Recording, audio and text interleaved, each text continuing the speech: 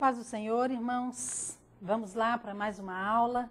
Eu creio que o Senhor vai estar falando conosco hoje de uma maneira profunda e creio também de uma maneira pessoal para tratar com aquilo que é necessário.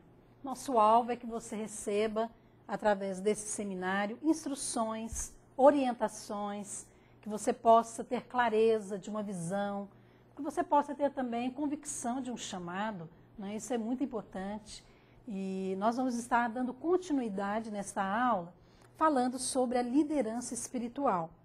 Então, como nós falamos para você, a liderança é extremamente importante no processo de crescimento e de multiplicação, seja de uma célula, seja de uma igreja, tá certo? Só que antes de nós termos essa liderança espiritual, nós precisamos tratar com coisas que muitas vezes atrapalham, bloqueiam o crescimento dessa liderança, ok? Nós vamos estar falando hoje sobre o vírus de uma liderança fraca.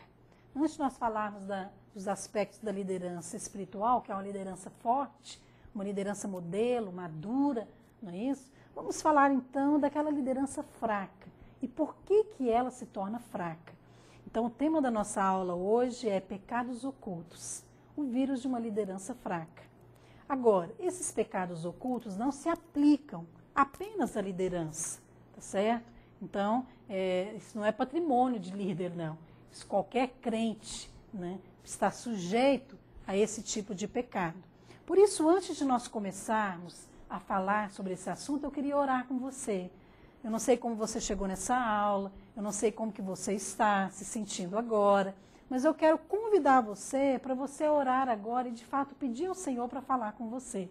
E eu creio que Deus vai responder sua oração através desta aula. Amém? Pai, nós queremos colocar diante do Senhor esta aula. Eu quero orar nesta hora para que o Senhor esteja guardando a vida de cada um desses alunos. Eu oro para que nesta hora seja aliviado todo o cansaço, todo o sono. Ó Deus, para que o Teu Espírito Santo esteja ali, pairando sobre cada um deles. Ó Deus, e revelando a Tua palavra. Ó Deus, que essa palavra possa penetrar o coração, que haja revelação, que haja discernimento, que haja mudança de vida, que eles de fato sejam edificados e que o Senhor possa completar a Tua obra na vida deles. Em nome de Jesus nós oramos. Amém. Bem, lá em Tiago, diz assim, Tiago 5,16, confessai, pois, os vossos pecados uns aos outros e orai uns pelos outros, para serdes curados. Então é interessante porque Tiago aqui ele está associando pecado com cura. Né? Não que o pecado seja uma doença, mas ele está fazendo aqui uma associação, tá certo? Então, existem muitas doenças que elas são ligadas a vírus, né? E justamente por não dar muita atenção a esse tipo de transmissão, é que muitas pessoas também não cuidam, né? Mas você sabe que às vezes acontece o mesmo com o pecado? Às vezes por achar que é um pecado tão pequenininho, tão sem importância, as pessoas às vezes não lidam com ele. E o problema é que ele vai crescendo, né? Qual que é o grande problema do vírus?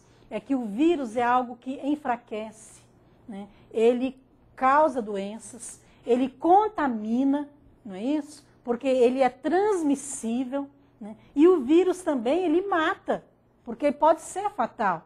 Então, no caso aqui da liderança, isso tudo se aplica, né? Ele pode enfraquecer a liderança, pode contaminar outras pessoas, porque pecado também contamina, não é isso? E pode matar. Eu estou falando aqui no aspecto espiritual, fazer com que aquela liderança acabe. Às vezes Deus tem algo grande, mas não vai para frente. Por quê? Porque a pessoa não trata com aquilo que está oculto, que são pecados, que não foram confessados. Então, Tiago aqui fala que o remédio para isso é confessar. Então, esses pecados ocultos, eles são como vírus, né? Eles enfraquecem a liderança porque deixam a liderança vulnerável demais. Então ele contamina, porque as suas consequências atingem outras pessoas. Às vezes as pessoas não vão cometer aquele pecado, mas a consequência dele atinge. Então um líder de célula, por exemplo, que cai em pecado e que é removido, acaba atingindo os membros. né? Às vezes membros até novos convertidos que deixam a célula por causa desse escândalo. Né? Esse vírus espiritual também, ele mata, porque ele rouba os frutos. Sabe, amados, nós estamos trabalhando aqui para termos frutos. Às vezes é tão difícil, oramos, né? Pagamos um preço em jejum, vamos para o encontro, ficamos lá, né? Aquele trabalho, às vezes resistência, depois levamos para o batismo. Né? É tudo tão trabalhoso e às vezes nós perdemos todo o trabalho. Por quê? Porque não cuidamos de nós. E você sabe que o que mais impede uma igreja de crescer? Ou uma célula de crescer? A liderança. Por quê? Porque a liderança, ela de fato é que vai abrir o caminho, ela é que vai à frente. Então, se algo acontece com essas pessoas, vai atingir os outros membros. Então, eu vejo, por exemplo, no trabalho com crianças, né? Então, as crianças, elas dependem de nós para tudo. Até para levar no encontro, o pai tem que assinar. Para poder batizar um juvenil de 12 anos, o pai tem que autorizar. Então, tudo é muito trabalhoso. E às vezes eu vejo assim que por causa de uma atitude errada de um líder ali na célula, parece que todo aquele trabalho se perde. É lógico que nós cremos que no Senhor nosso trabalho não é em vão. Mas o nosso alvo aqui é que você esteja guardando a sua vida. Sabe, existem vírus de todo jeito, existem certos tipos de pecados que ele de fato, ele vem para um tipo de pessoa específica. Por exemplo, lembra da gripe suína, né, do ano passado? Ela atingia mais a faixa jovem, não é isso? Então, o pecado também tem alguns tipos de pecados que vai para um tipo certo de pessoa. Então, nós temos que ter cuidado, tá certo? Para aprender a lidar com isso, aprender a confessar os nossos pecados. Isso não é uma opção, né? Tiago fala, confessai. Aqui está no imperativo, é uma ordem. Confessai os seus pecados, não é isso? Então, nós temos, na verdade, que fazer isso para que nós possamos ser curados. Então, às vezes, o seu corpo não é doente, mas a sua alma é. Então, isso é importante para que nós possamos servir ao Senhor sem nenhum tipo de mancha, nenhum tipo de mácula. Porque esse é o tipo de igreja que o Senhor quer. Amém? E esse é o tipo de liderança que Deus quer edificar. Então, quais são esses tipos de pecados? Eu vou estar mencionando aqui 6 tipos. E alguns eu vou apenas mencionar, outros eu quero me deter mais porque considero mais importante. O primeiro, a falta de transparência. Talvez você pense, nossa, mas falta de transparência é pecado? É. Vamos ler esse versículo aqui, eu quero que você leia, que você pegue a sua Bíblia. Eu sei que você tem seu livro, mas marque na sua Bíblia o versículo, porque é importante nós podemos ver aonde está escrito. Então, lá em 2 Reis 5, 20 e 27, diz assim, perguntou-lhes Eliseu. Deixa eu ver se eu tenho ele aqui. Perguntou-lhe Eliseu, de onde vens, Geazi? Respondeu ele, teu servo não foi a parte alguma. Porém ele disse, porventura não fui contigo em espírito, quando aquele homem voltou do seu carro, a encontraste? Era isto ocasião para tomares prata e para tomares vestes, olivais e vinhas, ovelhas e bois, servos e servas? Portanto, a lepra de Naamã se apegará a ti e à tua descendência para sempre. Então saiu de diante dele leproso, branco como a neve. Olha, é interessante, porque nós vemos aqui que Geazi, ele aproveitou uma situação. Ele aproveitou uma situação para se beneficiar. E, em função disso, ele deixou de ser transparente com Eliseu, que era o seu discipulador. E mais interessante ainda é que ele teve a chance de ser transparente, porque Eliseu perguntou para ele, de onde você vem? E ele negou o que ele tinha feito. Então, você percebe que muitas vezes acontece isso. Às vezes nós perguntamos para um líder, você repetiu o relatório? Não, imagina, o que é isso? Não, você orou? Você jejuou? Não. E a pessoa tem a chance de ser transparente, mas ela não é. E às vezes esses tipos de pecados, a falta de transparência, vão se acumulando. E nós vemos então qual é o resultado da falta de transparência. Eu vou comentar aqui, quero comentar aqui com você a respeito de algumas consequências, né? e também a respeito, não da consequência, desculpa, eu quero mencionar aqui como que você vai ter transparência. Como que isso é uma atitude prática? Primeira coisa, a transparência ela é resultado de uma decisão. Então, você decide confessar os pecados, tá certo? Então, primeiro você vai decidir confessar os seus pecados. Depois, você vai ser curado, como diz a palavra de Deus. Então, essa decisão de confessar, não é isso? Como eu falei aqui, você tem a oportunidade. Às vezes é algo pequeno, que você fala, para que falar, para que criar uma situação? Não, aprenda a ser transparente, porque uma vez que você vai ser transparente com essas coisas, você vai andar em paz. Olha, irmãos, eu não estou falando aqui que você tem que ter a sua vida exposta para todo mundo, né? Porque tem gente que é um livro aberto. Não, eu não estou me referindo a esse tipo de coisa. Mas eu estou falando que você não deve ter nada para se envergonhar. Tá certo? E aquele relacionamento com o seu discipulador, com o seu pastor, de fato deve ter sim transparência, né? E coisas erradas devem ser confessadas. Então a primeira coisa, a transparência ela é resultado de decisão. Decisão de quê? A decisão de confessar pecado, por exemplo, né? Então a decisão de falar, não, eu pequei.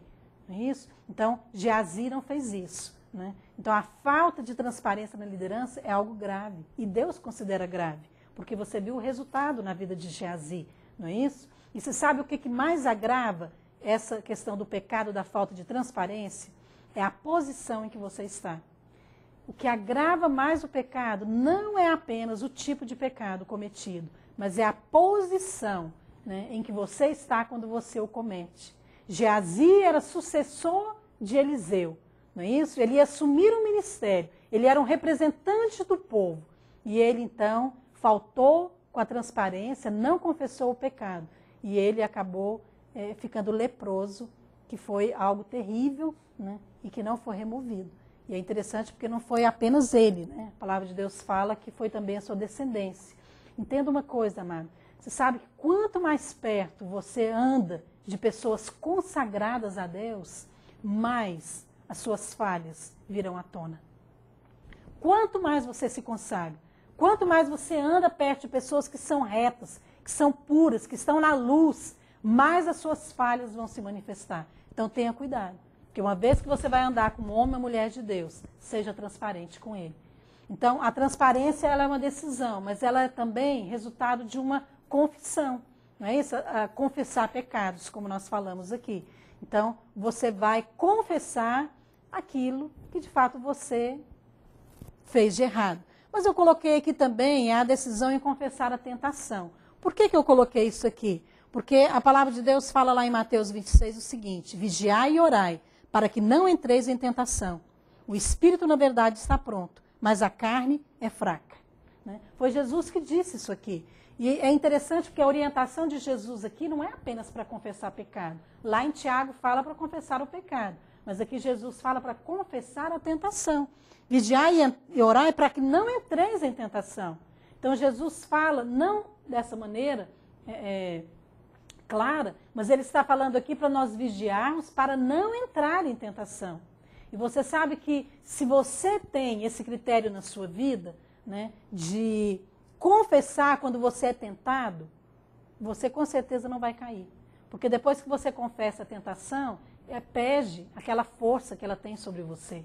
Né? Então, isso é importante, né, nós entendermos isso. Por quê? Porque a melhor maneira, né, de você evitar o pecado é confessar a tentação. É como está falando aqui em Mateus. Né? E aqui fala, vigiai, é uma ordem. Está dizendo, não seja negligente, sabe, com essa tentação. Faz alguma coisa em relação a ela. E quando Jesus está falando de entrar em tentação, você percebe que fala de um processo. Né? Então você vai, às vezes, ali dia após dia sendo tentado. É um processo que o diabo ele usa, né, para tomar posse dos pensamentos, das emoções, para lançar argumentos na nossa mente, para ativar nosso corpo, os sentidos. Então é um processo da tentação. Se você, durante esse processo, você decide abrir para uma pessoa madura, um líder, com certeza você não vai cair.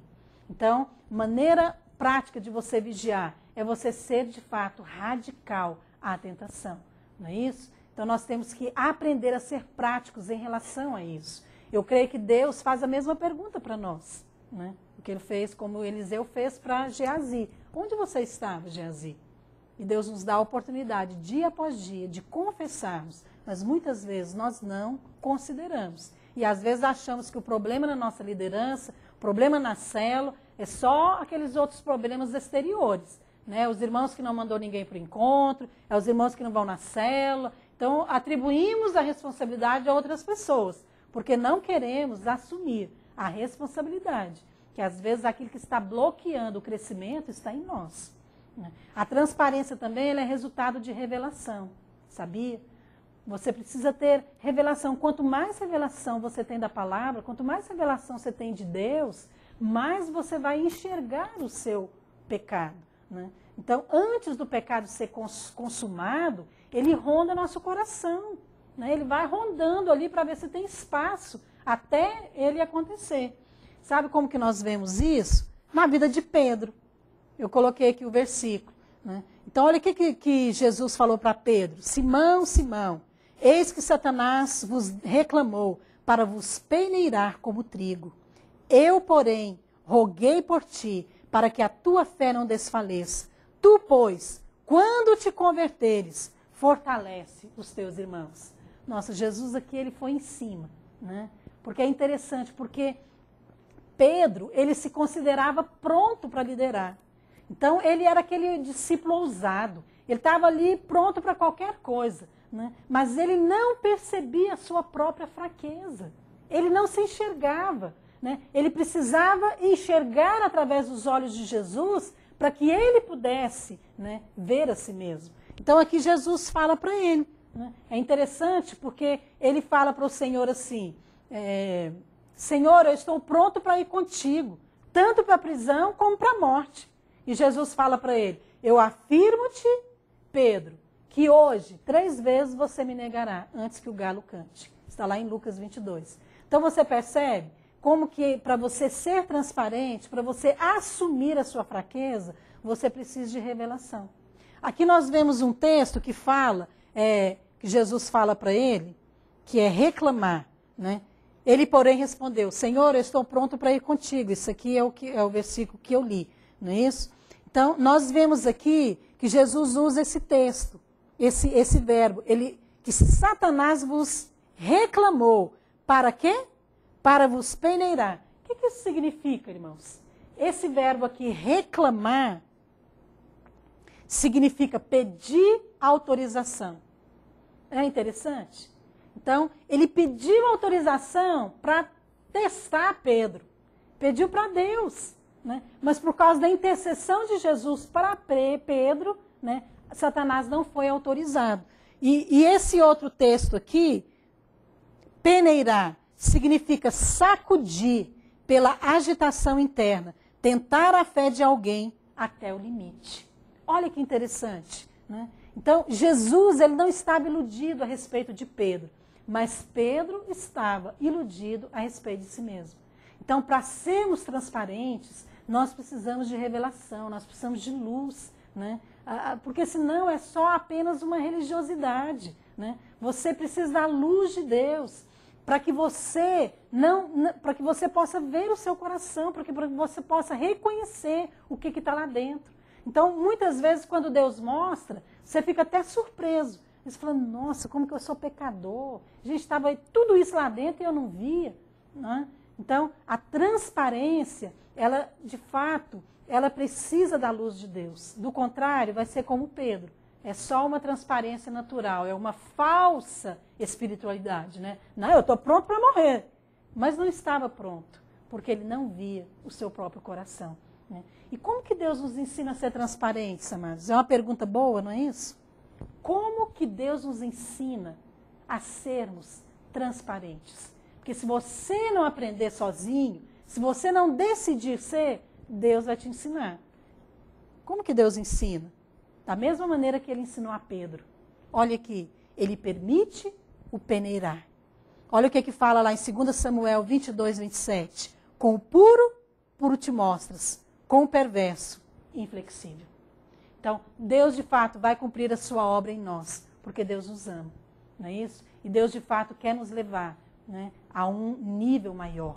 Mas existe também um outro tipo de pecado, que é o pecado da rebeldia.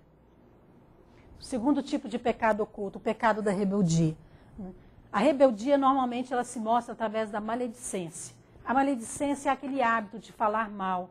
Fala mal dos irmãos, fala mal da liderança, fala mal do pastor, fala mal da igreja, fala mal do marido, né? Fala mal da sogra, fala mal do vizinho, fala mal do governo, e fala mal de tudo. Então, é um hábito, a maledicência é um espírito. Né? E, normalmente, quando há rebeldia no coração, que é um pecado oculto, não é isso? Ela vai se manifestar de alguma maneira. E uma das formas é através da maledicência. Nós vemos aqui o exemplo de Miriam. Então, lá em Miqueias 6,4, diz assim: pois te fiz sair da terra do Egito, e da casa de servidão te remi. E enviei adiante de ti Moisés, Arão e Miriam. Olha, aqui nesse texto de Miqueias, nós vemos que Deus estabeleceu Miriam como líder, ao lado de Moisés. Mas isso não dava a ela o direito de usurpar a posição de líder. Porque Moisés era o líder estabelecido por Deus. Mas houve nela um coração rebelde, um coração errado, que talvez nem mesmo Miriam tenha percebido. Talvez ela tenha tido até uma boa intenção em guardar o irmão, né, o zelo excessivo, né, como muitas mulheres têm. Às vezes muitas esposas têm um zelo tão excessivo e acaba falando o que não deve. Né? E o pecado, ele é consumado. Né? Lá em Números 12:1 diz assim: falaram Miriam e Arão contra Moisés e disseram: porventura tem falado o Senhor somente por Moisés? Não tem falado também por nós? Olha aqui o pecado da rebeldia. Por quê? Olha esse texto aqui. Tem falado o Senhor por Moisés? O que significa isso aqui no original? Tem liderado o Senhor somente através de Moisés? Eles questionaram a autoridade de Moisés. Será que Deus fala só através dele? Não, será que Deus só usa o pastor? Será que agora o pastor é um Deus? Não, será? Olha, amados, Deus não levou em consideração aqui se Moisés estava errado ou se ele estava certo.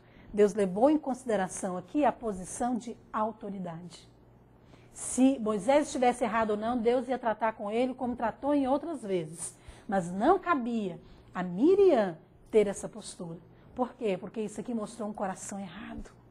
Amados, às vezes eu fico perplexa em relação aos cônjuges.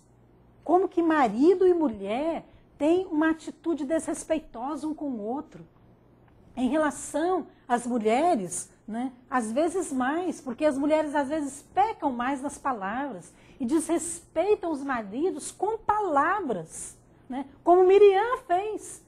Sabe, esse tipo de atitude, isso corrói o relacionamento, sabe? Isso apaga o espírito, isso entristece o coração de Deus. E o que acontece? Isso impede as bênçãos de Deus na nossa vida. Então tem muitas pessoas, às vezes, que não rompem em muitas áreas na sua vida e pensa que é o quê? Às vezes é um pecado oculto. Às vezes você, minha irmã, talvez você não fale desrespeitosamente em relação à liderança, mas você fala do marido. Às vezes você fala mal dele para as pessoas. Além de ser feio, isso é pecaminoso. Sabe, nós temos que permitir nesses dias a luz de Deus entrar no nosso coração, amados. Nós não podemos falar aqui de discipulado, de discípulos, se nós não tivermos um coração transparente, se nós não tivermos a luz de Deus sobre nós, para ver o que está errado lá dentro. Olha, não adianta fazer encontro, fazer retiros, colocar alvos de multiplicação e fazer conferências e etc, etc. Se nós não tivermos um coração reto, um coração limpo diante do Senhor, porque isso bloqueia, sim, a ação de Deus. E é Deus quem dá o crescimento, tanto na vida pessoal como na vida espiritual. Então, a palavra de Deus fala que Miriam, ela ficou leprosa. Por quê? Por que Deus considerou tão grave esse pecado da rebeldia? Porque ele questiona a autoridade estabelecida por Deus. Primeiro, ele questiona a autoridade, que foi Deus que estabeleceu. Segundo, porque ele divide o corpo. Né? É interessante que nós vemos aqui num versículo a seguir, né, que, olha o que diz aqui, a rebeldia se vence, né, reconhecendo a autoridade estabelecida por Deus. Nós vemos aqui, respondeu o Senhor a Moisés, se seu pai lhe cuspira no rosto, não seria envergonhada por 7 dias? Seja detida 7 dias fora do arraial e depois recolhida. Olha que palavra interessante, dura, né? Que Deus falou para Moisés. Moisés foi falar em relação a Miriam, clamar por ela, e Deus falou para ela, falou, olha, se fosse um pai, ela não ia corrigir a filha. Agora, por que você não quer que eu a corrija? Porque ela é minha filha. Ela pecou e ela precisa sofrer a consequência. Foi isso que Deus falou. Deus perdoou? Perdoou. Deus ouviu a oração de Moisés? Ouviu, não completamente, não do jeito que Moisés queria. Né? Miriam ficou 7 dias fora do arraial e depois ela foi recolhida junto do povo. Né? Por causa de quê? A rebeldia. Como que nós vencemos, amados, o pecado da rebeldia? Nós vencemos o pecado da rebeldia reconhecendo a autoridade estabelecida por Deus. Amém? Eu falei aqui, como que nós vencemos o pecado da falta de transparência? Nós vencemos tomando uma decisão de ser transparente, confessando pecados, confessando tentação, não é isso? Tendo revelação de quem nós somos, nós achamos que nós somos o rei da cocada, né? Você pode tudo, que você consegue tudo. Quanto mais você se vê, né, como alguém dependente do Senhor, mais transparente você vai ser. Amém? Terceiro, né? Terceiro tipo de pecado oculto, que é o coração amargurado. Hebreus 12:15 diz assim, atentando diligentemente para que ninguém seja faltoso, separando-se da graça de Deus, nem haja alguma raiz de amargura, que brotando vos perturbe, e por meio dela muitos sejam contaminados. Olha só o que a palavra de Deus fala, que a raiz de amargura, ela faz o quê? Ela contamina.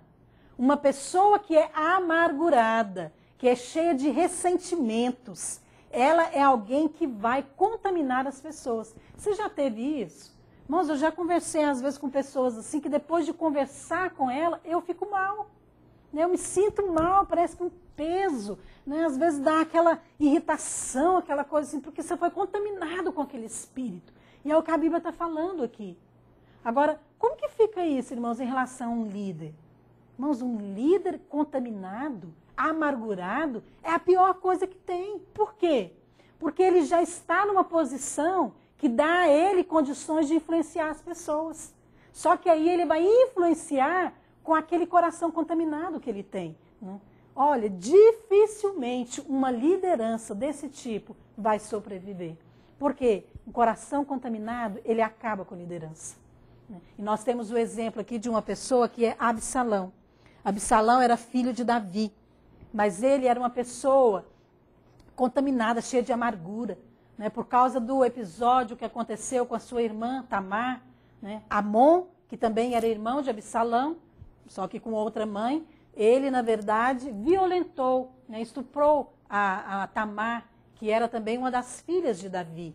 E Absalão esperou então que Davi fizesse alguma coisa, porque naquela época, para esse tipo de pecado, era a sentença de morte. Então, se ele fez isso, ele deveria ter morrido. Só que Davi não fez. E Absalão, então, resolveu fazer justiça própria com as próprias mãos. Não é isso? Ele matou Amon.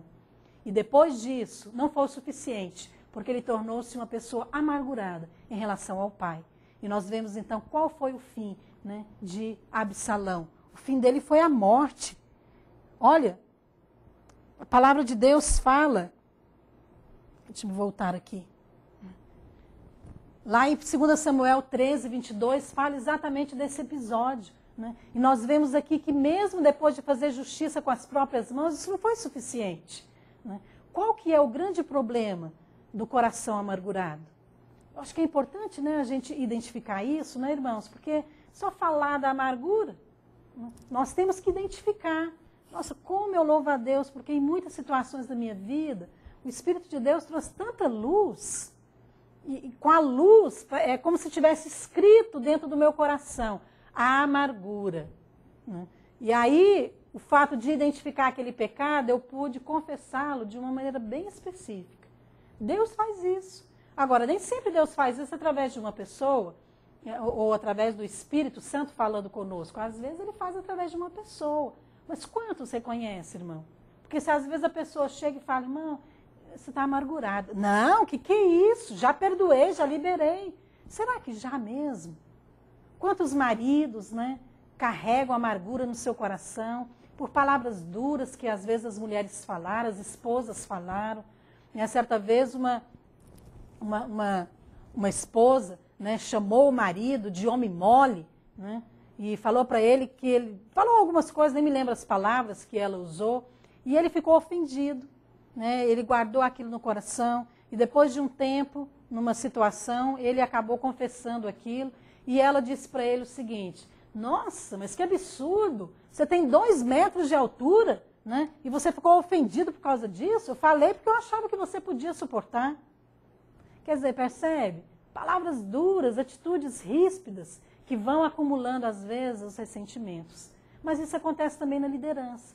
Quantas pessoas que são amarguradas com a liderança, membros, e você sabe que tem até líder amargurado com membro também? Pastor ofendido com ovelha? Olha, amados, nós temos que aprender a ter um coração diante do Senhor, né? E abrir mão da justiça própria. O problema da amargura é a justiça própria. Quando nós queremos a justiça, como Absalão quis, né, aí sim nós vamos ficar alimentando, remoendo aquilo, até que a justiça seja feita. É interessante porque as experiências de Davi e de Absalão são muito parecidas, porque Davi tinha tudo para ter um coração amargurado em relação a Saul, porque Saul de fato perseguiu Davi e quis matar Davi, falou mal de Davi, aprontou com Davi. Não é isso? Agora, Davi não fez isso com Absalão. Davi amava Absalão. Agora, ele de fato deixou de aplicar a justiça ali naquele caso. Não é isso? Mas o que Deus esperava de Absalão? O mesmo que Deus esperava de Davi em relação a Saul. Não é isso? Então, nós vemos aqui que essa questão de decepção, ela de fato vai ser um teste na nossa vida. Né?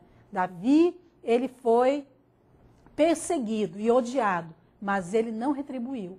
Absalão teve a chance de poder, né, responder a Deus, mas ele não respondeu em relação a Davi. A palavra de Deus fala que a ira do homem não produz a justiça de Deus. Eu gosto desse versículo, né, e eu sempre procuro me lembrar dele, porque Deus já me ensinou muitas coisas em relação a isso. Né? A ira do homem não produz a justiça de Deus. Só Deus, só a ação de Deus pode produzir a justiça de Deus. Amém? Então nós vemos que o teste de Davi foi Saul, mas o teste de Absalão foi Davi. E eu queria então perguntar para você, nessa aula, né, qual é o seu teste? Não é isso? Então, semelhanças de Saul e de Absalão, que eram líderes que foram reprovados por Deus. Mas nós temos aqui Davi, que foi alguém que passou por circunstâncias semelhantes, testes semelhantes, mas foi aprovado. Né? E é interessante que nós vemos aqui, amados, que Saul e Absalão, eles eram homens, eles eram líderes excepcionais. Olha, eles têm muita semelhança, eles eram grandes líderes, eles tinham boa aparência, a Bíblia fala, que eles eram homens bonitos, eles tiveram exércitos nas suas mãos, então eles tiveram oportunidade de mostrarem os seus feitos, eles eram competentes, a Bíblia relata isso, né, que eram guerreiros, né, mas eles tiveram um único teste, tanto Saul como Absalão, teve Davi como teste, e foram reprovados nesse teste. Né. É interessante que nós vemos aqui um texto que mostra exatamente isso, né? Deixa eu ver se eu coloquei aqui. Não coloquei, mas também não é importante. Tem um texto lá em 2 Samuel 14 que fala, né, que Saul, ele era belo e que ele sobressaía entre os filhos de Israel. E fala também de Absalão, o único homem na Bíblia que fala que da planta do pé até o alto da cabeça não havia nele defeito algum. Mas esse homem era de arrasar coração. Quando ele passava, só ouvia suspiros. Mas, no entanto, com todos esses atributos, né, um príncipe, herdeiro, né, guerreiro, bonito, rico, né, mas foi uma pessoa reprovada por Deus, Por quê? Por causa do coração amargurado. Né? Agora, como que nós lidamos, amados, com o coração amargurado? Não é isso? Nós lidamos com o coração amargurado abrindo mão da reparação. Então, nós temos que aprender a abrir mão da reparação e não exigir a justiça. Né? Eu quero ler com você um versículo. Deixa-me só ver aqui. Não, deixa-me voltar aqui. Deixa eu ver se eu coloquei esse versículo aqui. Esse versículo mesmo que eu quero ler com você, que diz aqui, eu estava falando sobre a amargura, né? Que nós vencemos a amargura abrindo mão da reparação. Isso aqui é verdade. A sua vitória não é quando você vê Deus tratando com os que te feriram, mas quando você os perdoa. Então, na hora que você perdoa, você é vitorioso. E aí Deus vai agir em seu favor. Amém? Então, lá em Eclesiastes 7, 16, 17, diz assim: não sejas demasiadamente justo, porque te destruirias a ti mesmo? Não seja demasiadamente perverso, nem sejas louco, porque morrerias fora do tempo. É interessante esse versículo, né? Porque nós vemos aqui que isso aconteceu com Absalão. Absalão morreu fora do tempo. Poderia ter sido rei, poderia, herdar tudo que Davi conquistou, mas ele perdeu a herança, perdeu a posição, perdeu o propósito de Deus na vida dele. Tudo porque não abriu mão da reparação, né? Então, perdoa, não importa aquilo que as pessoas fizeram com você. Você tem que aprender a sofrer a perda. Quando você sofre a perda, né? Quando você abre mão disso, você vai ser vitorioso. Mas se você exigir e esperar algum tipo de reparação, a mágoa só vai crescer. Amém? Então, nós temos que ter cuidado com o coração, porque nós podemos ser vencidos por ele sem perceber. Quarto pecado oculto. Né? A obstinação. Então, a obstinação é a expressão do orgulho. Então, quando uma pessoa é orgulhosa, né, ela normalmente vai ser obstinada. Porque o orgulho está relacionado àquilo que ele é. Aquilo, pelo menos, que ele pensa que ele é, que ele tem. Né? E a obstinação está relacionada a outra pessoa.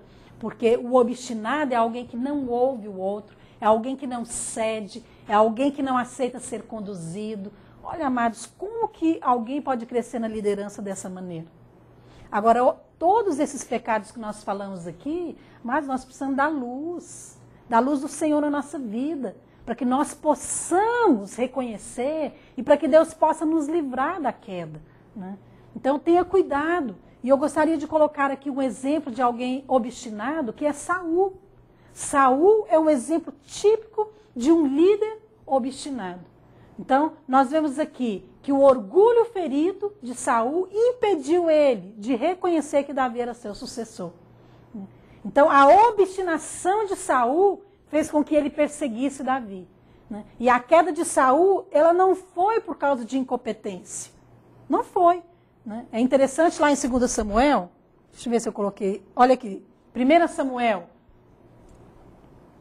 Não, desculpa, esse aqui é um outro versículo. Mas vamos ler esse aqui. Olha o que a Bíblia fala sobre a obstinação. Porque a rebelião é como o pecado de feitiçaria. E a obstinação é como idolatria. E o culto a ídolos do lar. Visto que rejeitaste a palavra do Senhor, ele também te rejeitou a ti. Ai, amados, olha que palavra dura que Deus entregou para Saul.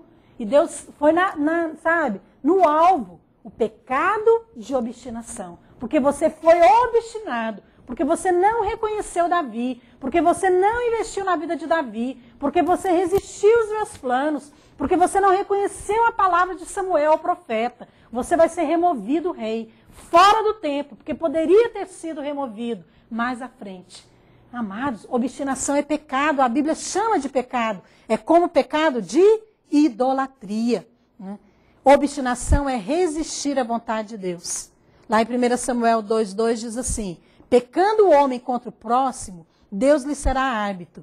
Pecando, porém, contra o Senhor, quem intercederá por ele? Então, a obstinação é resistir àquilo que Deus quer fazer. Qual que é o perfil do obstinado? Ele não tem coração ensinável. Segunda coisa, ele não reconhece o seu orgulho. Não adianta você chegar para o orgulhoso e falar, você é orgulhoso, porque ele não vai reconhecer.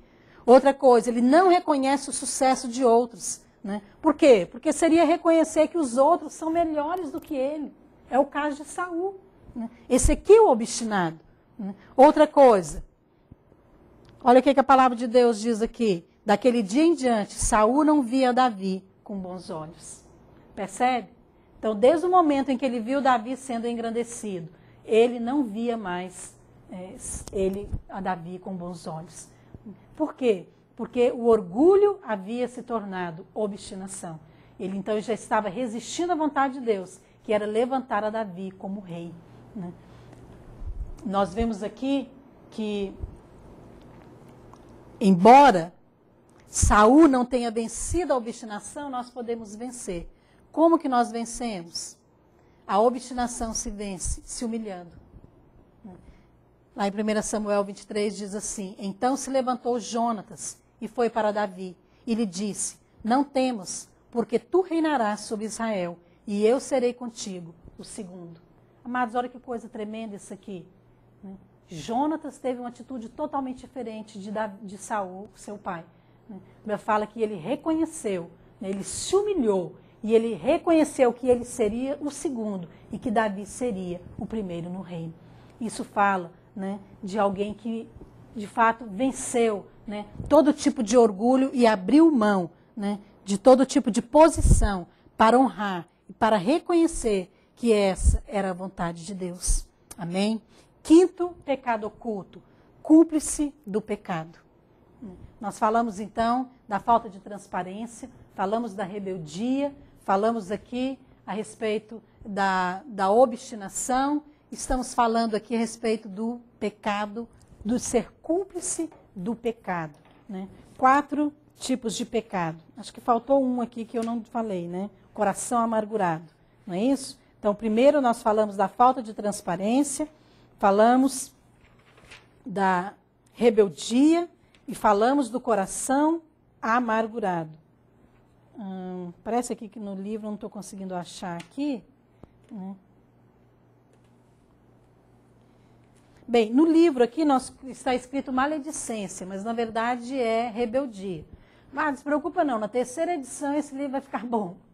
Porque sempre que eu leio eu vou achando alguma coisa. Né? Então a maledicência que está aqui como ponto 2, na verdade é a rebeldia. Né? E o terceiro é o coração amargurado. E o quarto, nós falamos a obstinação, né? Orgulho e obstinação. E o quinto, ser cúmplice do pecado. Então, olha o que a palavra de Deus fala em 1 Samuel 2, 22. Era, porém, Eli, já muito velho, e ouvia tudo quanto seus filhos faziam a todo Israel, e de como se deitavam com as mulheres que serviam à porta da tenda da congregação. Olha, o que significa? Continua o versículo aqui. E tu, porque honra teus filhos mais do que a mim, porque para tu e eles vos engordastes das melhores de todas as ofertas do povo de Israel. Olha só o que Deus estava falando aqui com Eli. Deus estava, na verdade, chamando Eli de cúmplice do pecado. Porque os seus filhos pecavam e eles praticavam obras que eram abomináveis a Deus. Durante ali o momento do sacrifício, eles também se prostituíam, eles eram sacerdotes e eles davam mau testemunho. Então, Deus confronta Eli e fala para ele, por que você honra os seus filhos mais do que a mim? Porque você não confronta. E outra coisa, você permite que eles continuem à frente. Né? Então, Deus dá uma palavra dura para Eli. E Deus considera, de fato, aquele um pecado sério, que é o pecado de omissão. Ser cúmplice do pecado. Né? E é interessante, porque Deus nos mostra aqui, né, que esse pecado ele tem consequências terríveis. Né? Ser cúmplice do pecado é se calar diante do erro. Foi o que Eli fez. Né? É quando se tem autoridade para confrontar e você não confronta. Então, muitas vezes você está vendo algo que é errado, mas você não fala. Sabe, amados, nós estamos em posições que Deus nos coloca para falarmos na vida uns dos outros, mas também para confrontar o que está errado. Então, o pastor confronta, o líder confronta, mas você sabe que o cônjuge também confronta. Sabe que às vezes eu vejo que maridos se calam diante de pecados das suas esposas. E esposas também se calam diante de pecados dos seus maridos. Olha, você pode confrontar em amor, porque a palavra de Deus fala que nós podemos fazer isso em amor. Confrontar, mostrar o erro, e cabe a outra pessoa admitir ou não. E se nós não fizermos isso, pelo menos que alguém o faça. Mas não podemos nos calar. Por quê? Porque vamos prestar conta diante de Deus. Né? Olha só que coisa tremenda que Deus fala, que a maneira como Deus trata com Eli. Né? Ser cúmplice do pecado é quando você encobre o erro, permitindo que ele se repita. Você permite que ele se repita. Você está vendo que é errado e você permite, né, que ele aconteça de novo. Isso é ser cúmplice. Lá em 1 Timóteo 5:22 diz assim: não te tornes cúmplice de pecados de outro. Conserva-te a ti mesmo, puro. Percebe? Então, o outro é que pecou. Mas se você não tem uma atitude correta, Deus diz que você vai cometer um outro tipo de pecado, que é a cumplicidade. Que é não tratar com aquilo que está errado, que é permitir que continue acontecendo. É como se você estivesse vendo, por exemplo, vamos falar aqui da liderança, um líder que ele está cometendo algum tipo de pecado. Então, vamos colocar aqui uma observação. O líder cometeu um pecado, mas mesmo assim você permite que ele vá para o encontro pregar. Você se torna cúmplice daquele pecado. Por quê? Porque você não tratou com ele. O mínimo que você tinha que fazer é não permitir que ele pregasse no encontro, para que ele pudesse primeiro tratar com o seu pecado. Percebe? Então nós vemos aqui também que existe consequência para esse tipo de pecado, que é a morte espiritual. Lá em 1 Samuel 2,33 diz assim: o homem, porém, da tua linhagem, isso aqui é Deus falando para Eli, a quem eu não afastar do meu altar, será para te consumir os olhos e para te entristecer a alma. E todos os descendentes da tua casa morrerão na flor da idade. Olha, irmãos, a consequência do pecado, né, de omissão é terrível. Porque a palavra de Deus fala aqui que nenhum dos filhos de Eli, né, iriam ser levantados. E pior, a Bíblia fala que o pecado foi a morte prematura. Fala que todos morreriam, né, à flor da idade. E todos os descendentes da tua casa, não eram alguns não, todos morrerão na flor da idade. Você percebe quanto é sério? Irmãos, Deus trata o pecado, né, de uma maneira séria. Deus vai dando oportunidade, Deus vai falando, Deus vai ensinando. Aí você faz o seminário, né, você aprende, depois você ouve na palavra, sabe? Vem o irmão e confronta, aí você vê, você olha a Bíblia, mas nada muda. Mas você insiste, achando que você pode vencer a Deus. Ninguém pode vencer a Deus.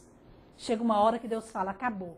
Agora, nunca mais você vai ser líder. Nunca mais você vai ser levantado. Aí você pensa, não, mas esse não é Deus. Aí Deus fez isso com Eli. Quem garante que ele não vai fazer hoje? Então tenha cuidado. Né? Tenha cuidado, porque pecado oculto é algo sério aos olhos de Deus. E o último, que são os sacrifícios com defeito. Nós vemos aqui que diz assim: eram, porém, os filhos de Eli, filhos de Belial, e não se portavam com o Senhor, pois o costume daqueles sacerdotes com o povo era que, oferecendo a alguém sacrifício, vinha o moço do sacerdote e dizia ao homem que sacrificava: dá essa carne para eu assar ao sacerdote, por que não aceitará de ti carne cozida, senão crua? Se o ofertante lhe respondia: queime-se primeiro a gordura e depois tomarás quando quiseres, então ele lhe dizia: não, porém hás de me dar agora, senão tomá-la-ei à força. Era, pois, muito grande o pecado destes moços perante o Senhor, porque eles desprezavam a oferta do Senhor. O que eles faziam, amados? O que a palavra de Deus fala que eles faziam? Eles desprezavam. O que é o sacrifício com defeito? O sacrifício com defeito são atitudes que demonstram pecados no coração. E a palavra de Deus menciona aqui, eu queria mencionar pelo menos 3, para a gente poder encerrar essa aula. Primeiro é o desprezo. A palavra de Deus fala aqui que eles desprezavam a oferta de Deus. Né? Quando é que nós desprezamos? Quando nós desprezamos aquilo que Deus considera sagrado, irmãs. Irmãos, Deus considera sagrado muitas coisas. A sua presença é sagrada. Então, desprezar a Deus é não dar importância àquilo que Ele dá. É fazer pouco caso em relação a algo relevante à sua obra. Por exemplo, a presença de Deus. A presença de Deus, ela é sagrada. Então nós temos que aprender a respeitar, a considerar. Né? Aqueles homens ali faziam o serviço, mas eles não se importavam, né, com quem recebia a oferta, que era Deus. Então às vezes nós, por exemplo, no louvor, muitas pessoas dirigem o louvor, mas ignoram a presença de Deus. Né? Então, na hora da palavra, vai pregar a palavra, mas despreza a revelação da palavra, não busca a revelação da palavra. Quantas vezes nós vemos pessoas, né, às vezes está ministrando a palavra no culto, ele levanta, pega a bolsa, a Bíblia e vai embora. Não tem o mínimo de respeito, de reverência. Por quê? Porque não acha que é importante. Então tem várias maneiras, às vezes, que nós desprezamos. Desprezamos as pessoas. Líderes que desprezam os membros da célula. Não liga. Então, para ele largar a liderança é do dia para a noite. Por quê? Porque despreza as pessoas. Porque despreza a obra de Deus. Isso é pecado. Sabe? Tem que ser arrancado do nosso meio. Senão não vai ter crescimento. Senão não haverá multiplicação. Então, quando alguém valoriza a presença de Deus, ele é sensível a Deus. Ele é sensível à presença de Deus. Ele é cuidadoso com a sua pontualidade nas reuniões. Ele não chega atrasado todo domingo. Mas ele se preocupa em chegar na hora, porque ele valoriza o louvor, porque ele valoriza a oração. Não é isso? Ele tem reverência à palavra de Deus. Mas nós precisamos permitir que Deus vá profundo na nossa vida. Eu trabalho com crianças e eu vejo, os pais chegam atrasados. O culto começa às 9h30, eles chegam às 10. Por quê? Porque ele está ensinando para o filho dele. Fala, olha, isso aqui não é importante, você pode chegar a hora que você quiser. Porque não adianta falar com as crianças, o mau testemunho está nos pais. Deus tratou foi com Eli. Deus tratou foi com a liderança. Né? Mas existe também uma maneira, amados, eu gostaria de encerrar aqui, vou pedir para você só mais um tempinho para eu encerrar, tá certo? Que é fazer a obra de Deus relaxadamente. Não apenas através do desprezo, mas nós desprezamos, né, quando nós também fazemos a obra de Deus relaxadamente. Lá em Malaquias 1,14 diz assim, maldito seja o enganador, que tendo um animal sadio no seu rebanho, promete e oferece ao Senhor um defeituoso. Porque eu sou o grande rei, diz o Senhor dos exércitos, o meu nome é terrível entre as nações. Então a falta de zelo, lá em Jeremias 48,10 diz, maldito aquele que fizer a obra de Deus relaxadamente. Né? Então, esses pecados ocultos, amados, eles nos roubam o fruto. Né? Nós temos que ter cuidado com isso. A palavra de Deus fala que é maldito, que está debaixo de maldição. Então não basta, querido, você apenas fazer coisas para Deus, não basta você apenas liderar. Você precisa se certificar que aquilo que você está fazendo está sendo aceito por Deus. Que o seu louvor é aceito. Que a sua oferta, que a sua liderança agrada ao Senhor. Fazer relaxadamente é pecado. É fazer sem encargo. É fazer para constar. Sabe? É dar o que sobra para Deus. É ter o melhor, mas dar o pior. É não se preparar para a liderança. É não pagar o preço. É fazer o seminário relaxadamente. É falar que você leu o livro e você não leu. Só para ter uma nota na prova. É ser relaxado no cuidado com os irmãos. É ignorar a necessidade dos seus discípulos. Sabe, é ser indiferente a resultado. Que multiplicar, se multiplicar, multiplicou. Se não multiplicou, não me interessa. Isso é fazer a obra de Deus relaxadamente. Maldito aquele que fizer a obra de Deus relaxadamente. Amados, não basta liderar. É preciso liderar da maneira de Deus. E eu queria que nesta hora você fechasse os seus olhos e que você pudesse orar. Eu quero orar com você para encerrar essa aula. E eu quero encerrar aqui deixando a palavra de 1 Samuel 2,3, que diz assim, porque aos que me honram, honrarei, porém aos que me desprezam, serão desmerecidos. Nós precisamos hoje, mais do que nunca, tratar com isso aqui. Antes de orar com você, eu quero deixar aqui esses esses 6 aspectos que falam dos pecados ocultos. A falta de transparência, você resolve, você trata através da confissão dos pecados. A rebeldia, reconhecendo a autoridade estabelecida por Deus. A amargura, abrindo mão da reparação. A obstinação, se humilhando. Ser cúmplice do pecado é o zelo pela obra de Deus. E 6, sacrifício com defeito, dando o melhor para Deus. Amados, eu gostaria de encerrar aqui deixando para você Romanos 5:20, que diz o seguinte: aonde abundou o pecado, superabundou a graça. Eu queria convidar você para orar nessa hora. Eu sei que você vai ter um intervalo, mas você vai ter muitos intervalos na sua vida. Talvez esse seja o único momento para você se arrepender de pecados ocultos. Gaste esse tempo, então, diante de Deus, faça a sua oração e eu creio que Deus vai mudar a sua vida. Senhor, eu oro para que cada um daqueles que estão ouvindo essa palavra sejam agora ministrados, que o Senhor possa mostrar que tipo de pecado oculto tem de fato, Senhor Jesus, deixado de ser confessado, que haja luz, que haja confissão e que haja cura nesse dia, em nome de Jesus. Amém.